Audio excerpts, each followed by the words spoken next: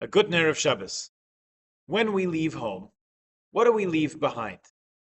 Most of us who will be in Shul this Shabbos left home in another place to come here. Probably very few of us still live in the house we were born, so everyone left their first home in some way or other. What do we leave behind us when we go?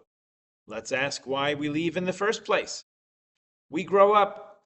We want to start a life on our own, family of our own. So we leave to study, to work, to get married, and we begin a new chapter of our life, which maybe becomes the main part of the story. We're going on this journey to become who we're supposed to become, or who we're destined to become, or hope to become.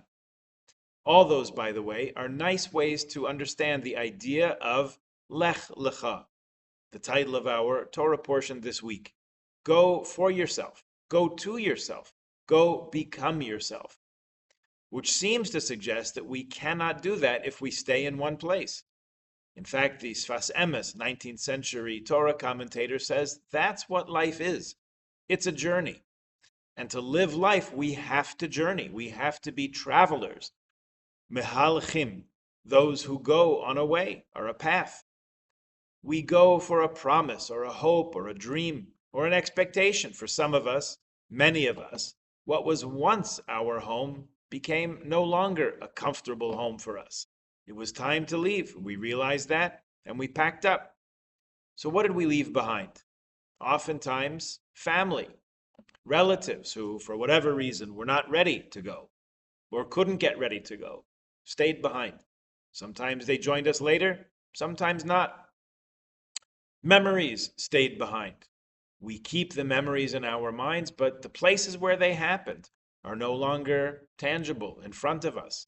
In fact, if we ever go back again to visit, oftentimes the school halls are much smaller than we remember. The hill at the end of the street, not nearly as steep as we remembered it, or the walk from home to the corner, considerably closer than we recall.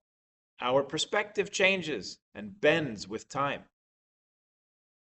We first leave our parents' home, the first home we knew, for school, for studies, or to begin that next phase of life. Most of us have left our birthplaces, although they probably haven't completely left us. And many of us have a different passport, a different nationality than the one we began life with. Some in our kehillah had more than two over the years.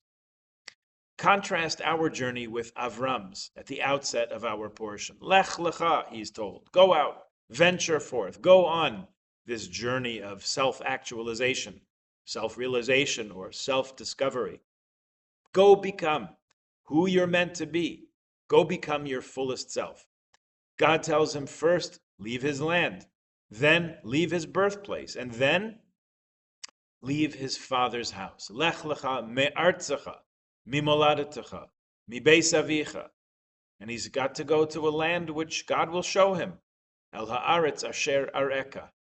It's not a very promising set of directions. You know how nowadays you chart your path with your phone. You say, I'm driving to Sobeys, or I'm driving to Hamilton. You put the address into Waze, and Waze calculates for you the distance and the time it'll take you to get there. There's construction at the corner of Finch, so take a side street, and there's traffic for this little bit of the 401, so it's going to delay you 3 minutes. Gives you your estimated time of arrival, which is usually accurate to a minute or two. And it tells you each left turn to make, which lane of the exit ramp to be in. It all but drives the car for you. And we all know that's coming next. Where's the adventure? Where's the wonder? Where's the mystery of how long will it take? What will I see on the way? Or what will I become along the way? What do I do if I get lost? There's not much of that these days, for better or worse. So Avram had a little different set of instructions. And of course, since it's Torah, it's informative for us also. It's news we can use. Lech lecha me'artzecha. Go forth from your land. Artzecha. And also ratzon. Go forth from your own agenda. Let that go. If a journey is to become an adventure, you have to abandon your preconceived notions, at least a little bit, to allow growth, wonder, surprise, learning. If you already know every step of the way, you're not going to learn anything. You're not going to appreciate the sights along the way. You're probably going to arrive at the destination exactly the same person as when you left. And where's the fun in that? Then after that, he's told, Mimoladetecha, from your birthplace, also your inborn instincts and your drives. Let those go. Realize that we're capable of much more than we think. Often we are our own worst set of limitations. Just because you never did it before doesn't mean you can't do it, or at least try now. And then, thirdly, Avraham is told to leave Beis Avicha, your father's house. Your parents, in one perspective in Torah commentary, stand for your intellect, your rational being. So Avram had to abandon his intellect and his sense of his own understanding to get where he needed to go. And of course, that was to become the Avraham, Av Hamon Goyim, father of many nations.